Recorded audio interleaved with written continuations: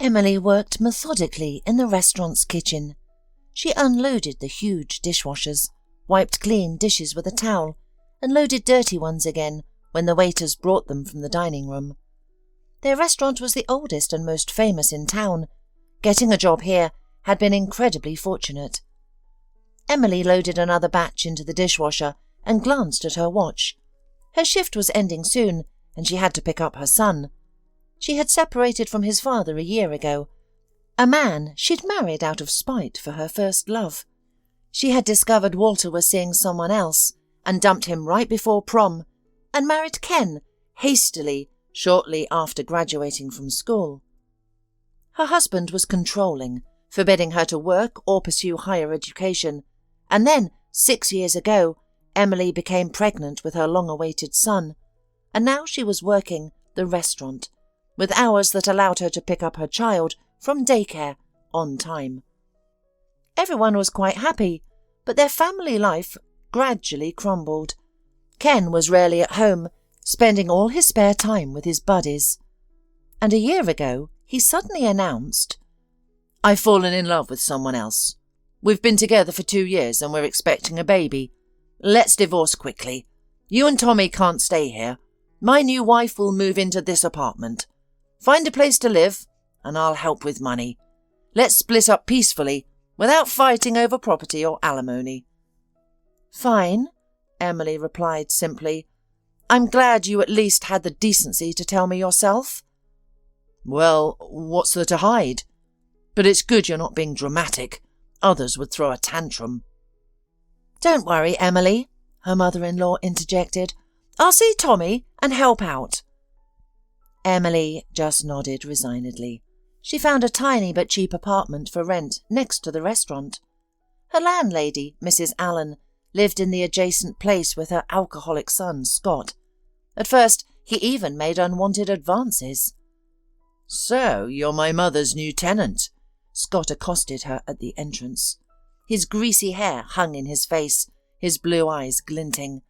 "I'm Scott. And your name, babe?" "Emily," the woman replied. "But excuse me, I'm rushing." "What's the rush? If you're in such a hurry, you can be kicked out right away. Won't take long. Let's get acquainted properly. Sit and talk." "I need to pick up my son from kindergarten," Emily protested. "Watch who you're talking to. You're talking to the apartment's landlord," Scott snarled, grabbing Emily's arms roughly, and began forcing her into the apartment. She was saved by keys, which she had in her hands. With her makeshift weapon, she struck Scott's leg, using all her might. Once, twice, 3 times. His grip loosened. Mrs. Allen burst out of her door, wielding a broom, which she brought down on Scott's back. "You fool! Why are you harassing my tenants? You bloodsucker! Always stealing my pension, and now you want to drive away my tenants? No wonder no one stays here. It must be your doing." "She attacked me first, look!" yelled her son, showing his torn pant leg. "Serves you right. You'll heel like a dog anyway," Mrs. Allen retorted, then turned to Emily. "Don't be angry with him. He's a fool, crude and insolent, but cowardly. Just don't move out, and I'll keep him in line." "All right," nodded Emily, who had nowhere else to go anyway. "But let him know he won't get off so easily next time." Scott learned his lesson after a few more rebuffs and quieted down, barely causing trouble anymore. Soon, Ken and Emily divorced. Ken even helped Emily with the move. However, that was it. As expected, Emily never received the promised help. Ken didn't even call, showing little interest in his son. However, Emily's personal issues paled in comparison to her work situation. Emily's relationship with the administrator was strained. Deborah was an angry and jealous woman, though beautiful. When she hired Emily, she emphasized, "I value loyalty in people, do you understand? You must be loyal to me. If you notice anything important, report it to me." "Are you trying to make me a spy?" Emily protested. "Besides, Others won't confide in a mere dishwasher. Don't worry. People relax when they view you as furniture, Deborah smirked. Just keep your eyes and ears open. That way you might last longer than others. Emily learned her lesson and avoided arguing with her boss, but she never snitched on her co-workers. All this year, Emily had firmly endured Deborah's constant nagging and complaints. She could burst into Emily's workspace unexpectedly to check plate cleanliness and sanitary compliance, often making up new requirements on the spot. Yet Emily didn't complain. Her earnings were decent enough to support herself and her son, with tips shared among staff after each shift. This day, after her shifts, Emily would hurry to the kindergarten. Tommy would be dressed and waiting, walking near the porch with the security guard. "Tommy, let's go home," she said cheerfully. "We'll stop by the bakery on the way. We still have time." "Oh, great! I've been craving cheesecake all day, Mum. You can't imagine." Tommy chatted excitedly. "By the way, I need a suit, tie, bow tie, and white shirt for our New Year's performance. I forgot to tell you. Mrs. Fowley says we need to start dance rehearsals, and I need the costume by Monday." "Thanks for the notice," Emily smiled, kissing her son's rosy cheek. "We'll get you a suit, Tommy. You'll be my most handsome gentleman at the ball." "Mum, you're too exaggerating," her son laughed. "But we are getting lessons from a special instructor. Mrs. Fowley says he's a champion dancer." Emily checked her smartphone to find hundreds of messages in the parents' chat. She had the next day off while Tommy was invited to a friend's birthday party. The woman planned to use her time to buy a costume for her son, but the prices for new items were too high. With a week until payday, Emily felt discouraged. Then she remembered the nearby flea market, where bargains could sometimes be found. She went there and immediately spotted an elderly woman selling an almost new suit. Nothing fancy, but classic. "How much is it?" Emily asked. "I need it for my son's performance." "I'll give you a good price. It's practically new. My grandson only wore it twice before it went into storage," the woman replied. "Take it, dear. You won't regret it." Without hesitation, Emily bought the suit and went to the mall for a shirt and tie. The children had already finished playing on the trampolines and eaten their cake. That evening at home, she decided to check if the suit needed dry cleaning. She reached into the pocket and suddenly pulled out something thick, folded in half. It was a colour photograph of a beautiful young girl laughingly embracing a young man. It hit her like an electric shock. She had seen this picture before, but with a different person. Back in first grade, Emily had sat next to Walter, a serious and handsome boy. He was raised by his grandmother after his parents, both geologists, went missing on an expedition. Emily and Walter, too, lived in neighbouring yards, so they always walked home from school together. Walter carried her briefcase and protected her from bullies. Emily's mother, still alive and healthy then, adored Walter and approved of her daughter's friendship with him. By the last grade, everyone could see it. Walter and Emily were a couple for life. They made plans for their future together. Even the teachers smiled knowingly at their union. But right before graduation, nasty Hilary confronted Emily. Hilary was the queen of the school, a rich girl who came to school in a chauffeur-driven car.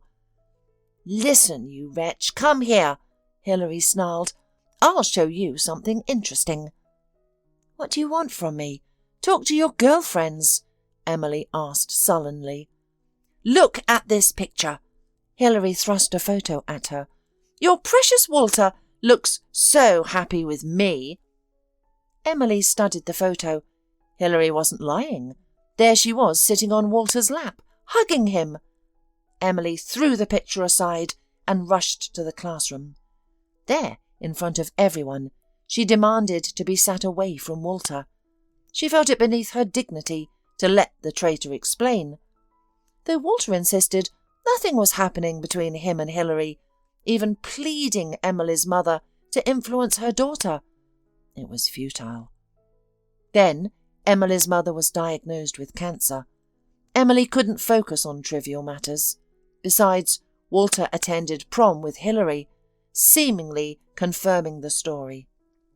Soon after, Ken entered her life, appearing reliable at the time. Sadly, her mother didn't live a year after that.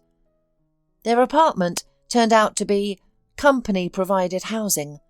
Emily, now an adult, found herself homeless. That's when Ken proposed. But now Emily held another photo in her hands. Unmistakably, it was Hilary, in the same posing on someone's lap. Except the man wasn't Walter. Could it have been fake all along? Had she believed a deceiver who simply wanted to separate them? Even years later, the thought brought pain and regret for Emily. The woman barely slept that night. The next morning, she could hardly wait for the flea market to open. She took Tommy by the hand and hurried there, but the elderly merchant was gone. "Do you know the elderly woman in the grey scarf who was selling a suit here yesterday?" Emily asked one of the vendors, whose nose was red from the cold. "Mrs. Marsh, what do you want with her?" the woman asked suspiciously. "No complaints. She sold me something with a personal item in the pocket. The owner might want it back," Emily explained. "Don't bother looking. She won't be back for at least a week," sighed the vendor. "You see, Mrs. Marsh is a good woman, but she's had it rough, poor health, and on top of that, her grandson's paralysed from the waist down. She's caring for him." "How might I find her?" Emily asked anxiously. "It's important." "My, aren't you persistent?" the woman remarked. "I don't know her address, but I can tell you how to get there." The next day she dropped her son at kindergarten early. She had a couple of hours before work. The restaurant opened at noon, so the directions led to Walter's house, her school sweetheart. Realising she wasn't mistaken, Emily felt excited. She had to ring the intercom for a long time. Finally, a panting male voice said, "Grandma, have you lost your keys?" "Walter, it's me," Emily said after some hesitation. "Let me in, please." The door opened. Emily rushed up to the second floor. There, in the doorway, in a wheelchair, Walter was waiting for her. "Hello," he said casually, as if nothing had happened. "Come in." "I found a picture," Emily said. "Accidentally bought a children's suit from your grandmother." "And realised that I wasn't guilty?" Walter grinned crookedly. "I told you then that it was a montage." Emily sighed. "I'm sorry to barge in like this." "Never mind. Almost no one comes to our house now. Grandma went to queue for milk this morning and I barely managed to wheel myself over to the intercom," Walter said. "Good thing you waited and didn't leave." "And what about you?" Emily asked cautiously. "I'm so sorry for you." "Yes," Walter nodded and smiled. "You probably don't know, but after that incident I was furious. I married Hilary impulsively. Her father helped me with my further studies. Then we opened a restaurant and started working. I became a chef, a pretty good one if I may say so. I even won competitions." "Oh, you always loved cooking," Emily smiled. "I've never eaten anything tastier than your scrambled eggs." "Don't exaggerate," Walter replied seriously and continued his story. "We didn't have children, and we quietly ran our business. Her powerful father retired and moved abroad. That's when Hilary started drinking and driving drunk. I didn't notice at first, and then it was too late. One evening, she picked me up from the restaurant after work and crashed into a concrete pillar. She walked away without a scratch, but I got a fractured spine and ended up disabled." "How awful!" Emily gasped. "Can nothing be done?" "The operation costs money, but there are no guarantees. My grandmother and I are saving up, but it's slow going." "Won't your wife help with the money?" Emily asked. "After all, it's her fault." "I never accused Hilary of anything," Walter answered with a sigh. "Then, a half a year later, she came and said a crippled man didn't interest her any more. She filed for divorce, and I agreed. it would be better." "And left you broken in the care of your elderly grandmother," sighed Emily. "Yes, we turned out to be quite different from Romeo and Juliet," Walter grinned. "Tell me about yourself. What do you do? How do you live?" They chatted for a while until Emily realised she had to hurry to work. Deborah would be furious if she were late. The young woman promised her former sweetheart she would return. Walter watched her leave with a smile. Downstairs at the entrance, Mrs. Marsh met Emily. She immediately recognised her customer and grinned. "Had you guessed? And remembered the address?" "No, someone at the market helped, and then I figured it out myself," said Emily. "Mrs. Marsh, isn't there anything that can be done?" "What can we do?" sighed the woman. "Surgery is necessary. I only have this apartment of value, so we can't sell it and live on the street." "Yes, that's true. Do you mind if I visit?" "Of course not. Why should my grandson sit alone with an old woman? Bring your son, too. You brought him that suit," Granny added. "I won't leave Walter any more," Emily promised firmly, surprising herself with her conviction. But the words were said. She hurried to work, feeling elated. From that day on, after taking her son to kindergarten, Emily spent a couple of hours at Walter's. They even gave her a set of keys to the house. Her school sweetheart came back to life before her eyes. Walter started getting out of bed in the morning with pleasure. He began cooking simple dishes again, though he hadn't been near the stove for a long time. Mrs. Marsh quietly rejoiced at the changes in her grandson's behaviour. On weekends, Emily brought Tommy to visit. He quickly made himself at home, baking cupcakes with grandmother and playing chess with Walter. Watching them from the sidelines, Emily thought this could have been her family, if not for that foolish mistake of youth. Time flew by quickly. Tommy learned his dance for the kindergarten performance when Emily's ex-husband suddenly reappeared in her life. He came with questions for Emily's landlady, then began making demands, acting as if he still had the right to do so. "Tell me, where do you take our child on weekends? He doesn't have a normal home, and now his mother's got her hands full, going around with her lovers. You've got someone else, haven't you?" "Why do you even care?" Emily asked, looking squeamishly at her ex-husband. "Need I remind you who shared the bed with another woman for 2 years of our marriage?" "It's all your fault. You never loved me. Carla, on the other hand, values relationships." Ken immediately jumped up to defend his new partner. "And anyway, this isn't about me." "Yes, it is about you, Ken," Emily snapped. "For 6 months, you haven't given a penny for your son, haven't visited him once. And now what? You've come to assert your rights?" "What's the big deal? The boy isn't starving. He has a mother. You haven't filed for child support." "Well, I will. You and your mother convinced me you'd help on your own. By the way, you said before the divorce that your wife was pregnant. Where's the baby? It's been a year already. Or is your Carla an elephant? They carry longer." "We're not discussing that," her ex-husband barked. "Dump your lover, whoever he is, otherwise I'll file for termination of parental rights and take my son." "Of course. Jealousy took over. You still don't care about Tommy, do you? Ken, I'm not going to listen to your nonsense anymore. Now leave. You can see your son when he's home." Ken struggled to leave her rented flat. Emily felt defenceless against her ex-husband now. If only she could cure Walter, or at least help him walk again. These were just dreams, but she desperately searched for money. Emily decided to be more proactive.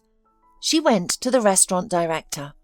Mr. Koskoff wasn't a bad man, but he wasn't usually giving away money freely. He refused to give his employee a large sum. Emily left his office in tears. Then Deborah blocked her path. "Let's talk," she said. "I think you'll be interested.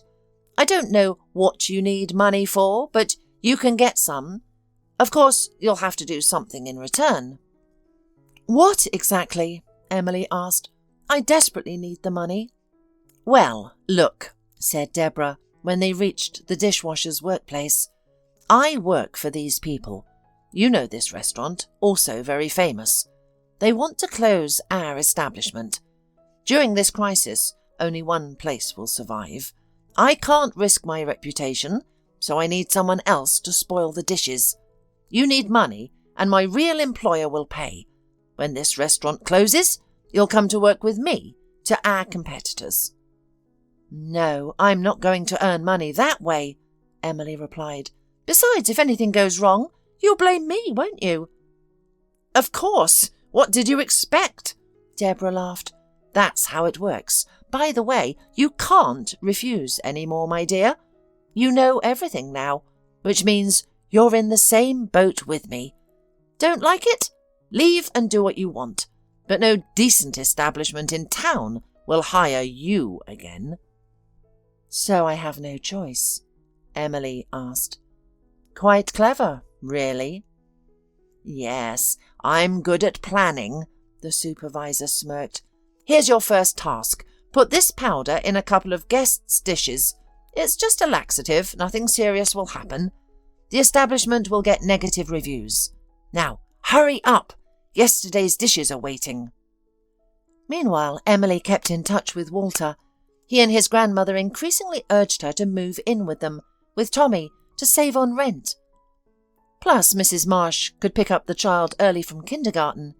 She seemed rejuvenated since the boy came into her life, but Emily hesitated, afraid of making another mistake.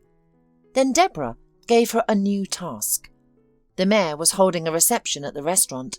His main requirement was no seafood at the dinner. One of the important guests had a severe seafood allergy. That's what Deborah was counting on. Such a scandal would certainly not be hushed up. She discovered what the tall guest was allergic to, took out a concentrated solution, and asked Emily to pour it into his drink. "The noise will be great," the boss said, rubbing her hands together. "Can you imagine poisoning a man of that caliber?" "Yes," Emily replied and took the vial. Her boss held it with thin, gloved hands. "Look, don't confuse anything. I checked. He'll drink still mineral water and black coffee at the end of dinner." But the dishwasher had already made up her mind. She wasn't going to poison any guests. She knew the restaurant was Mr. Koskoff's life's work. He had started as a simple cook, made his fortune, but still loved to cook, especially when important people visited. Such a scandal would destroy him. Emily kept the vial.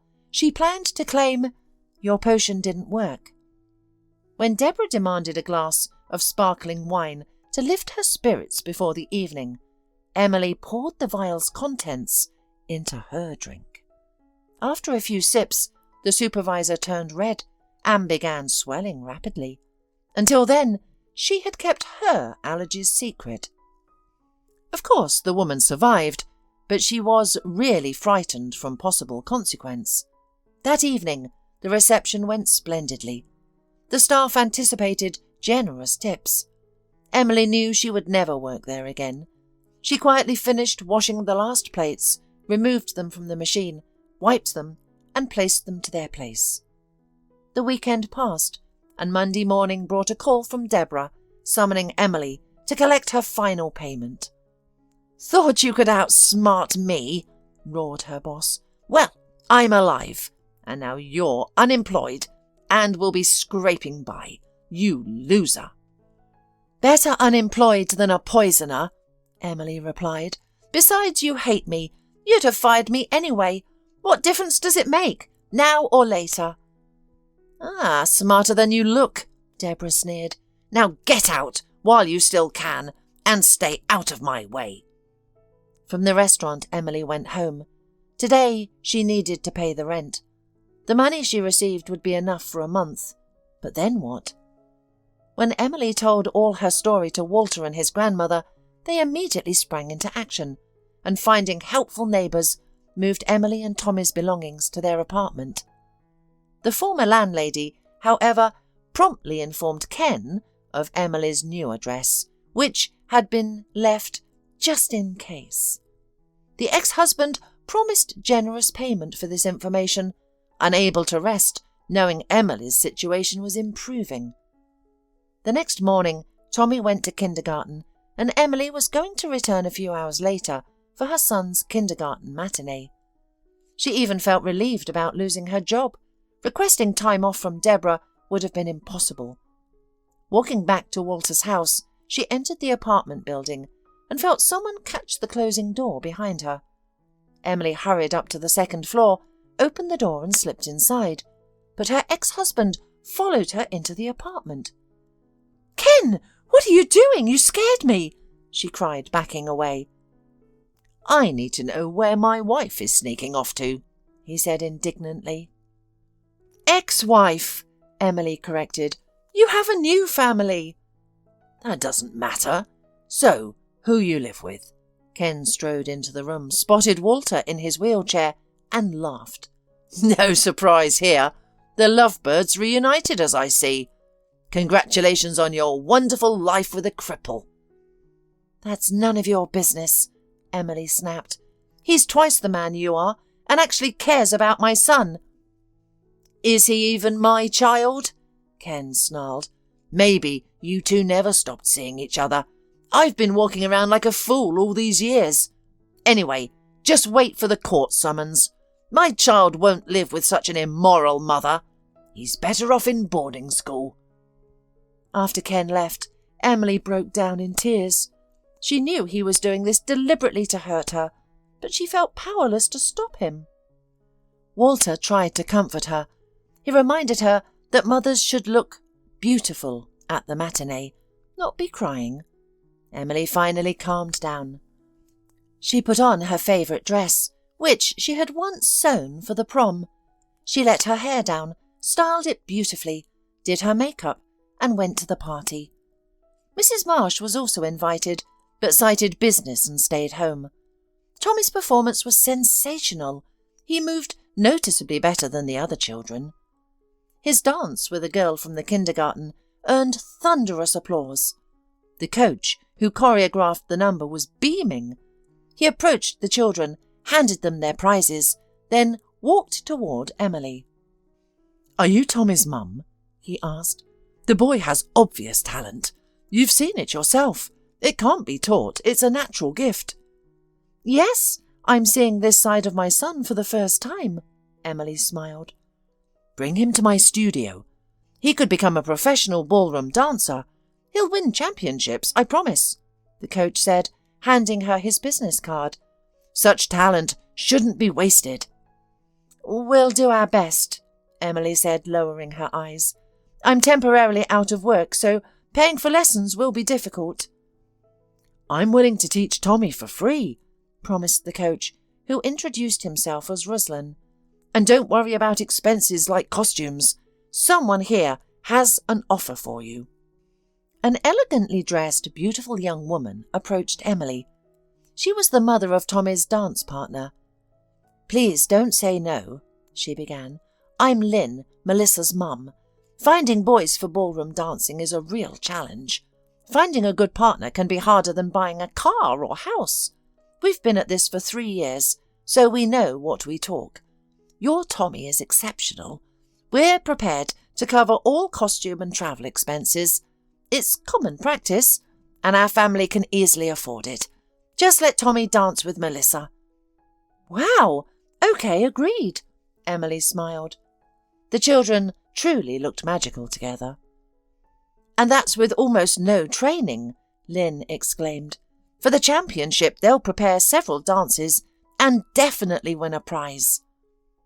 They exchanged contact information, and Lynn even offered to drive Tommy and his mother to and from classes, if needed. After saying goodbye, an elated Tommy walked home. The boy was inspired to dance after his first triumph. Meanwhile, Emily navigated the challenges and joys of motherhood. Deborah continued undermining the restaurant's reputation, attempting to force the establishment's closure. However, she couldn't complete her mission. The owner, unhappy with her staff dismissal policy, decided to contact his former employee directly. "Emily, hello, this is Mr. Koskoff," he said over the phone. "Please tell me, why did you leave?" "I simply disagreed with Deborah," Emily replied, surprised. "Does she claim otherwise?" "No, I just can't understand letting a good employee go. If you're interested in returning, I'll hire you back," Mr. Koskoff responded. The next day, over breakfast, Emily shared with Walter how Deborah was working against her boss. Then came the revelation. Walter burst out. "Are you really unaware? Or are you pretending? The competitor's restaurant is run by Hillary, my ex-wife. I created that restaurant, planned everything, then got pushed out because her father provided the funding." "Oh," Emily said, startled. "What a shame! I really had no idea. So, how should we handle this? Could your ex's attempts to destroy her main competitor work in our favour?" "Actually, yes," Walter replied, thoughtfully. "Do you really want your job back?" "Of course," Emily said. "I love our restaurant, and the owner is wonderful. Besides, where else can I go in my situation? No education, no housing, with a small child." "Hold on, you mentioned the administrator Deborah, a tall, attractive brunette around 40, always wearing jewellery," Walter described. "Yes, that's her," she confirmed. "You look like you've seen her before." "At her own wedding," Walter smirked. "She's Hillary's aunt, her mother's younger sister. They're close friends, since the age gap isn't large. Your former employer truly nurtured a snake in his bosom." "Wow, I wonder if he knows," Emily mused. "Not necessarily. People rarely take interest in others' affairs," Walter replied. "I just remembered this by chance. By the way, I have some information about both of them. Not exactly compromising material, but enough to prove their connection. There's just one problem." "What is it?" Emily asked. "All the photos and videos from my past life are at my dacha. It's a couple of hours from the city by train. By the way, I developed photos too. I was into film." "I'll try to track down the evidence," Emily offered without hesitation. "Just be careful, okay?" Walter asked. "Those places have long been favoured by the homeless. I wouldn't be surprised if they've taken over the dacha. No one's been there for years. I protected you from stray dogs in our childhood, but here I'm powerless. I can't get there in my wheelchair. There's only a forest path from the train station to the woods." The next morning, after taking her son to kindergarten, she put on an old tracksuit, ski jacket, warm hat and gloves, and set off. 3 hours later, she reached the old house through the forest path. Though abandoned and unkempt, there were signs of life. Smoke billowed from the stovepipe. Emily used her key to open the door. An unkempt, middle-aged woman in a stretched jumper blocked her way. "What are you doing here with keys? Is this your house? There's nothing for you here. We're wintering, and we're not leaving," the homeless woman declared stubbornly. "I'm not asking you to leave," Emily replied with a smile. "I know you're wintering here. You see, the owner is paralysed, and I just need to collect some things. 5 minutes, then I'll go." "The poor man is paralysed. What a pity," sighed the woman. "Come in, I'm Wilma. This is Kelly and Ben." "How did you get in?" "Found the key in the spare room," Wilma smiled. "I'm actually from a neighbouring town. After my stepchildren had driven me from their father's cottage after his death, I was left homeless, and these unfortunate souls joined me. We took this little house. Nobody ever comes here. We even made jam in the summer. Would you like some currant leaf tea?" "Let's have some," Emily smiled. "You know, I doubt Walter and his grandmother would have evicted you. Consider yourselves approved tenants." "That's wonderful," Wilma rejoiced. "We're maintaining the plot and use everything very neatly." "So, where's the storage room with photographic supplies?" "I'll show you, sweetie," Wilma beamed. "What a relief to have the owner's permission. Deep down, I was afraid of getting into jail for trespassing." She led Emily to the storeroom. En route, Emily observed the house, spotlessly clean, without empty bottles or signs of disorder. These people lived more like resort guests than squatters. Setting aside her thoughts, Emily began searching. She soon found a photo stack and carefully packed it in her rucksack. After exchanging phone numbers with Wilma, even the homeless had phones, she said goodbye and headed to the station. The return journey felt shorter and more cheerful. At home, Walter supported her decision about letting the homeless stay, especially after hearing the impression they made on Emily. "Call your former boss and arrange a meeting," Walter said after listening to the tapes. "Now you can back up your words with facts." "Is it really going to be possible to defend myself? You're saving me again," Emily smiled, "only this time from angry women and unemployment." "Well, knights always save their loved ones," replied Walter. "Nothing surprising here." "Do you still love me?" asked Emily, coming closer. "Never stopped," replied Walter. "To demand reciprocity in my position is foolish, I realise, but that's just the way it is." "Oh, stop it. I'm ready to marry you even now." "Should we go to the registry office?" said Emily. "Are you proposing to me now?" laughed Walter. "It appears so." Emily smiled happily. "Do you agree or not?" "Granny, there's my wedding coming up," shouted Walter at the top of his voice. "You'll have to put aside your dying plans that scare me every day." "Where can I go now?" Mrs. Marsh entered the room, smiling happily. "And anyway, I'm only 70. I expect at least 2 more grandchildren." An hour later, Emily went to the restaurant for a difficult conversation with her former boss. Fortunately, he was available and agreed to see her. Though initially nervous in his office, she eventually gathered her courage. "Did you know that Deborah is related to the owner of your main competitor?" asked Emily. "Impossible!" exclaimed the former chief indignantly. "I would never meet, much less hire someone from a rival business. It would be foolish." "Then perhaps this is worth examining." Emily placed the photos on the supervisor's desk. "Great," Mr. Koskoff sighed. "I've been wondering who the traitor was, and she was right under my nose all this time. Oh, that's their ex-chef in the picture. Very talented guy. I wonder where he is now. Anyway, I need time to review all this information. What do you want in return?"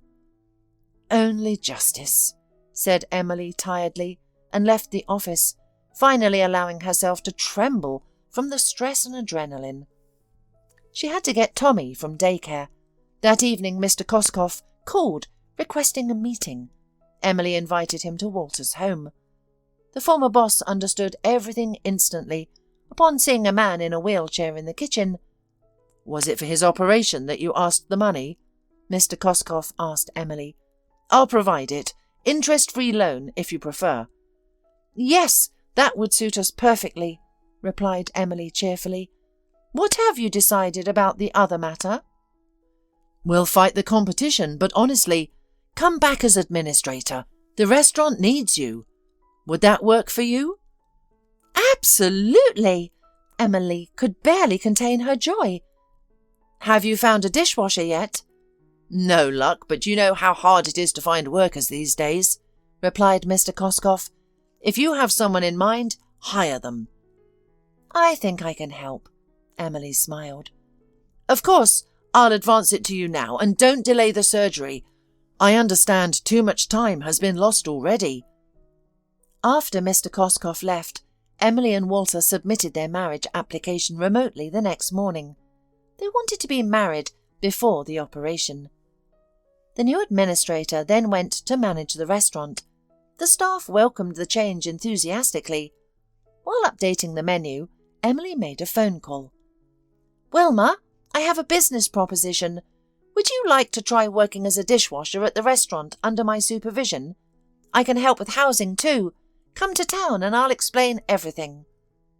That evening, after leaving her son, With Mrs. Walsh and Walter, she met Wilma at the station.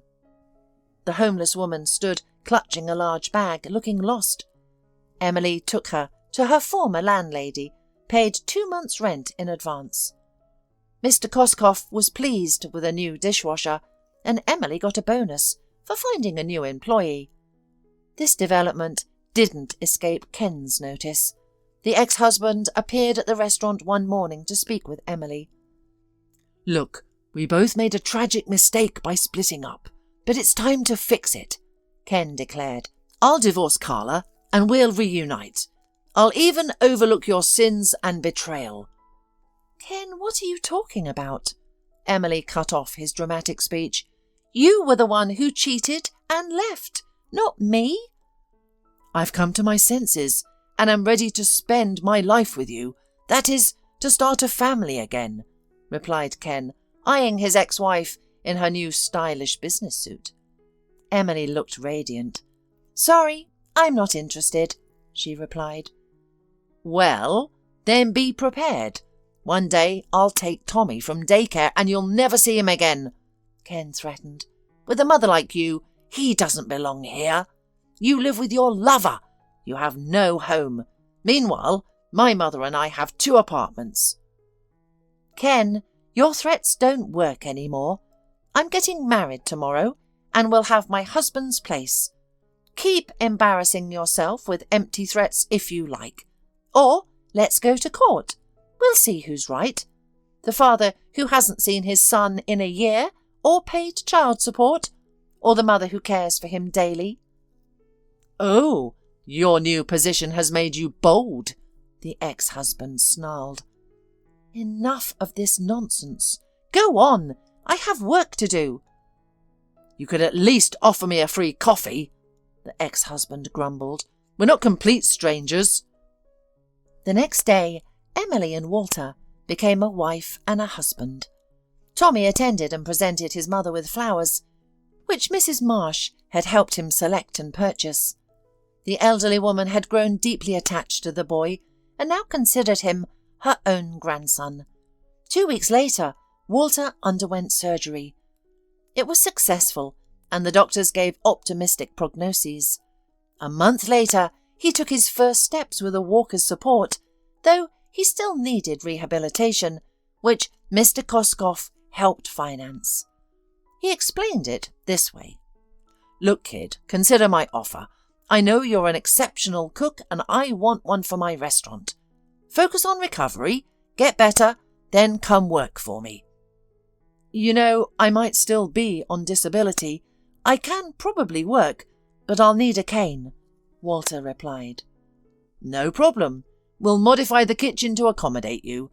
We'll make the chef with a cane our signature feature." Mr. Koskoff grinned. "But honestly, I believe in you and medicine." The restaurant owner now regularly drove Emily home after closing, discussing important matters. She learned that 2 other people had been forced to report everything to Deborah out of fear. Now they were free from that obligation. With her information sources, Deborah lost favour with her niece, especially since Hilary had sought solace in wine. 6 months later, her restaurant closed. It was officially listed for sale after she was declared bankrupt. It emerged that she owed money across the city, trading on her father's reputation. Walter completed rehabilitation. His disability status was removed. The young man was returning to life and his beloved profession. He began by cooking at home, then invited Mr. Koskoff for a tasting. After sampling the dishes, Mr. Koskoff immediately insisted on adding them to the restaurant's menu. "This will be remarkable. You're invaluable. It's time to turn to your profession. You're a natural-born chef. You've just proven that to me conclusively." Walter smiled modestly, and soon he was back in his field. Meanwhile, Tommy was thriving in ballroom dancing. He and Melissa won competition after competition. The whole family now cheered him on at competitions. Mrs. Marsh learned all the dance terminology and even joined an adult group at the same dance school.